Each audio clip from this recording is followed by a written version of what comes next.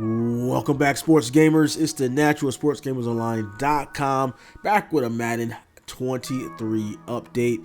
And you know, franchise fans, we've been going through it lately. The game is a total mess this year as far as franchise modes. Let's get right to these gameplay updates. I can't say Madden overall has been a disappointment this year, but the gameplay has been moving in the right direction. It is definitely much better than last year's game, and they're fixing more issues. Let's get right into it. Issue causing the ball to be in the wrong hand on some first down celebrations and touchdown celebrations.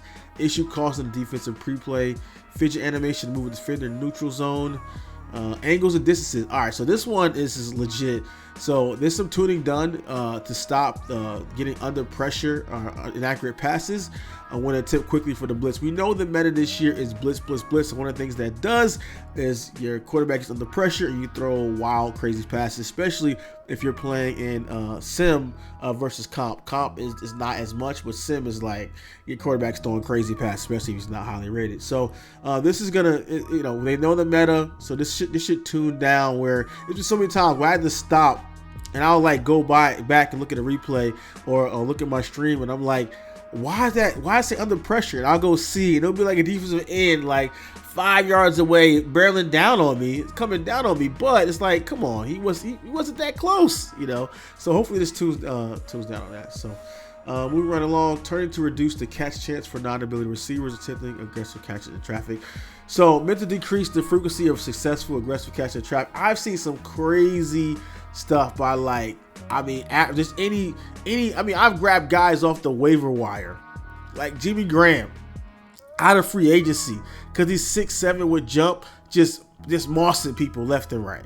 So this should have been tuned down. Now if it's Mike Evans, if it's somebody like that, like Devontae Adams, if you're an elite receiver and you going up and you snagging passes down, mossing people, that's fine. But there's too many times I myself have taken bargain basement, just tall receivers and going up in aggressive catching and user catching on people. Now, I don't want to take the skill of the game as far as user catching, but those guys that are less rated should be dropping those passes. Tuning to reduce catch chances for defenders attempting to catch throw out of sack passes, high line of scrimmage, and an issue that was heavily penalized defenders when tapped in to catch passes in traffic. So yeah, this one I've seen a bunch, and a lot of I've seen pop-up passes behind the line of scrimmage where it was an easy catch and they drop it every time. Let's see, the defensive catch chance is globally reduced when considered to be in traffic to reflect the difficulties of securing a catch alongside other players. This change will reduce the amount of penalty applied when the ball is already tipped or knocked up in the air to give defenders a better chance to intercept it. So the guys that are mad about this, that I know people who hate when defenders behind the line of scrimmage pick off the pass. I don't mind. It doesn't happen that often, but it's going to happen more. So people who hate that are really jacked up right now. Fix the right issue leading to incorrect spotting of the ball when a player will perform a celebration for interception and general stability improvement. So doing my best today. I'm a little under the weather, but did not want to miss this update for you guys. Facing the franchise updates, some typos, etc., etc. Franchise mode update. Let's see with this. Our team is continuing to work on franchise cloud save issue from 12/28 alongside this title update. Further analysis has been determined that this issue affects 2% of all leagues created since launch. I call BS. I'm not saying that's inaccurate, like factually, but I call BS because they're throwing in all leagues that are created since the beginning of Madden, since it came out. Of course. This is highly impactful to online CFM leagues with multiple people all in. Like if they talked about those leagues, that number would be much, much higher. I'm sure much higher than 2%. But yeah, if you talk about every single franchise, say that's been created since launch, of course that's gonna make it look like a small number.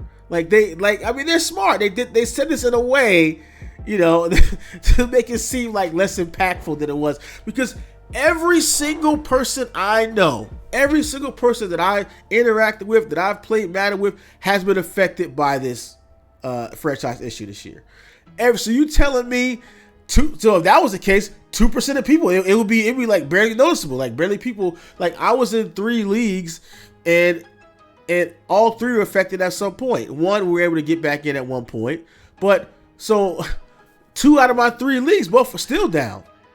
So it's crazy that they would drop that 2% number. And it's in a smart way. There's clever marketing for them to do it that way and say it that way, because it really seems like they're really, downgrade the problem is not as bad. Only 2%, 98% of all leagues are working right now. Like, if you look at 98% of all the leagues were not affected by this. Okay, yeah, since the game dropped, yeah, but what about, within active leagues that are actively being played in the past 6 months that were started, or the past 2 months? Like, how many leagues are those leagues affected? Anyway, moving along.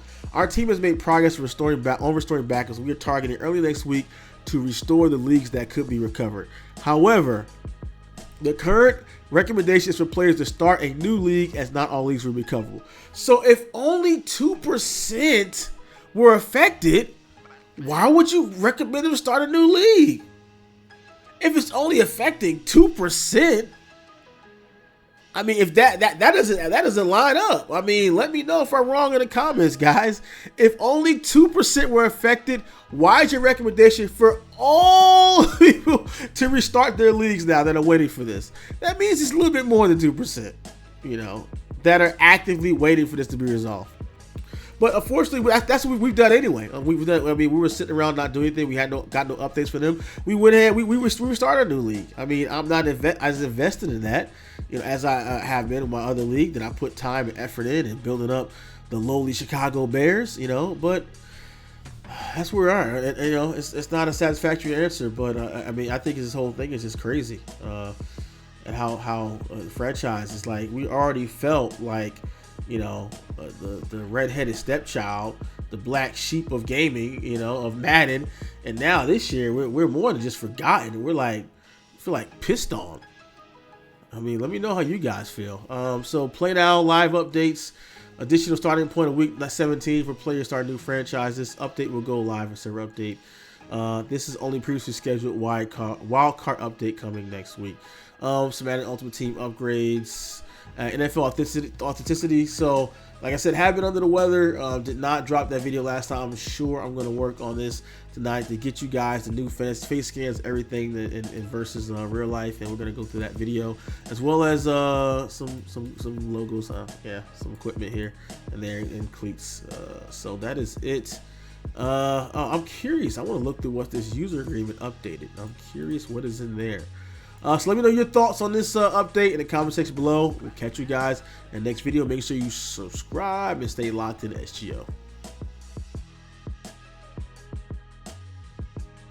If you appreciate our content and all the work we do to bring you guys the latest news, tips, and gameplay from your favorite sports games, drop a like, subscribe, SGO today. You want to take your game to the next level? Then join SGO Insider.